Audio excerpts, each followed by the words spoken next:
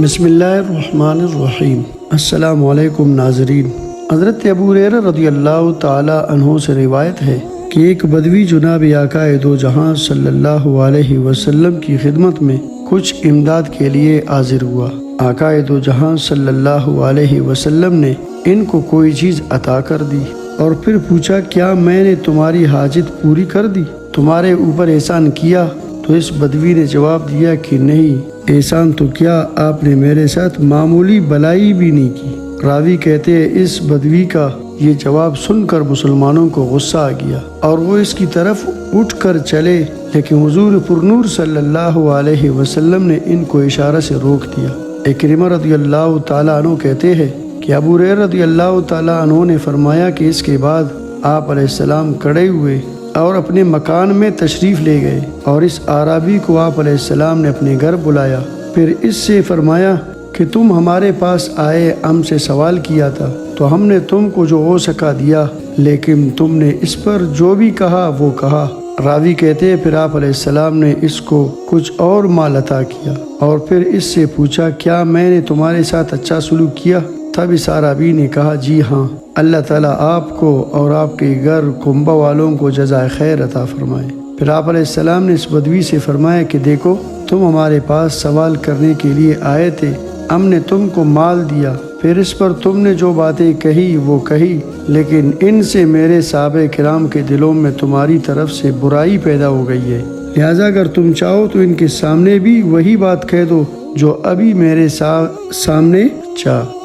میرے سامنے کہی ہے، تاکہ ان کے سینوں میں تمہاری طرف سے غم غصہ کی جو بات ہے وہ نکل جائے۔ اس بدوی نے کہا، بہت اچھا۔ اکرمہ رضی اللہ تعالیٰ عنہ کہتے ہیں کہ ابو ہریرہ رضی اللہ تعالیٰ عنہ فرماتے ہیں جب صبح ہوئی یا فرمایا جب شام ہوئی تو وہ بدوی سب صحابہ کے سامنے آیا اور آپ علیہ الصلوۃ والسلام نے صحابہ کو مخاطب کرتے ہوئے فرمایا کہ تمہارا یہ ساتھی ہمارے پاس آیا تھا اور اس نے کچھ سوال کیا تھا، ہم نے اسے کچھ دیا تھا، لیکن اس نے کچھ باتیں کہی تھی، پھر ہم نے اسے گھر بلا کر کچھ اور دیا ہے، جس پر اس نے کہا کہ اب وہ راضی ہو گیا ہے۔ پھر اعرابی کی طرف متوجہ ہو کر فرمایا، کیا یہی بات تھی؟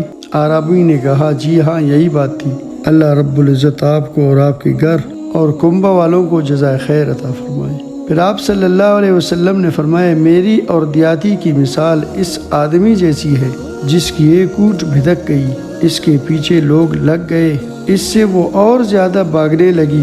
اونٹنی والے نے لوگوں سے کہا، تم لوگ اس کا پیچھا چھوڑ دو، میں اسے خود پکڑ لوں گا، میں اس کے مزاج و عادت کو خوب جانتا ہوں، میں نرمی کر کے اسے پکڑ لوں گا۔ پھر اس کا مالک خود اس کی طرف چلا اور اس کو کسی اونچی جگہ سے پکڑ لیا اور آہستہ آہستہ اس کو واپس لے آیا۔ وہ آ گئی اور بٹھانے سے بیٹھ گئی اور مالک نے اس پر بوجھ باندھ لیا۔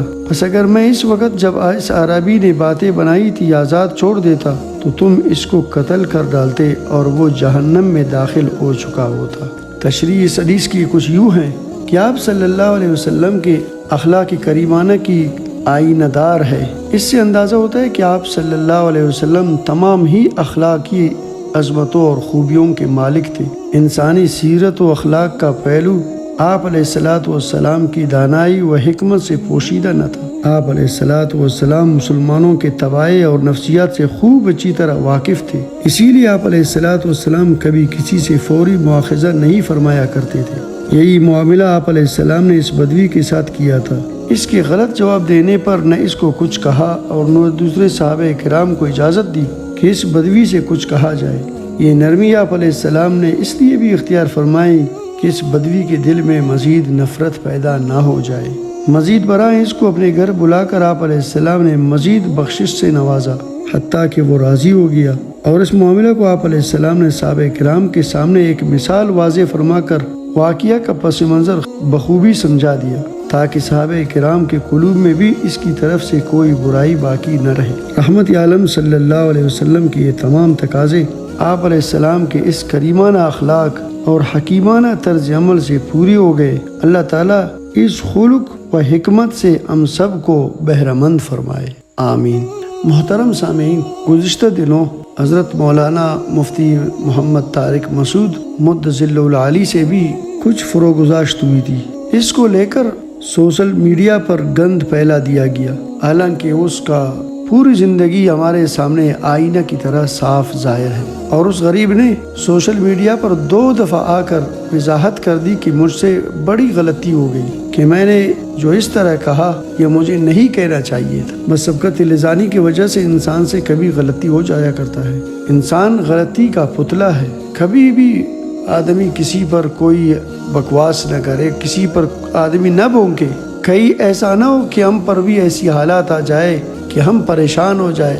مفتی صاحب اللہ اس کو جزائے خیر دے، اس نے ہمت فرما کر معافی مانگی۔ اور توبہ کی یہی شرائط ہے کہ جو علانیہ طور پر کوئی گناہ کرے، کوئی غلطی اس سے سرزد ہو جائے، وہ اسی طرح علانیہ آ کر اس سے معافی مانگے، اپنے قول سے رجوع کرے۔ بس آپ علیہ الصلوۃ والسلام نے فرمایا تائب من الذنب کمن لا ذنب لہ، آپ نے فرمایا جو توبہ کرے وہ ایسا ہے جس نے گویا گناہ کیا ہی نہیں۔ اور فرمایا کل بنی آدم خطاء وخیر الخطائین التوابون، تمام اولاد آدم گناہ گار ہے، بہترین گناہ گار وہ ہے جو گناہ کر کے توبہ کرے۔ توبہ کا دروازہ ما لم یغرغر، سکرات تک باقی رہتا ہے۔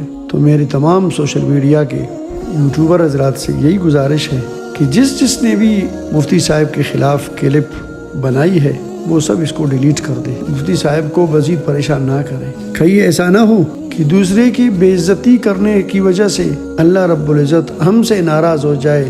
ہم آج کل یوٹیوبر حضرات جو سوشل میڈیا کو استعمال کرنے والے حضرات ہیں، وہ صرف اپنی سبسکرائبر، اپنی ویوز بڑھانے کے لیے اس طرح علماء کو، اس طرح لوگوں کی غلطیوں کو فاش کرتے ہیں۔ آپ علیہ الصلوۃ والسلام نے فرمایا جو کسی کی پردہ دری کرے اللہ رب العزت گھر بیٹھے بیٹھے اس کو رسوا کر دیتا ہے۔ اللہ سے دعا ہے اللہم یا ستار استر عیوبنا، اللہم یا غفار اغفر ذنوبنا۔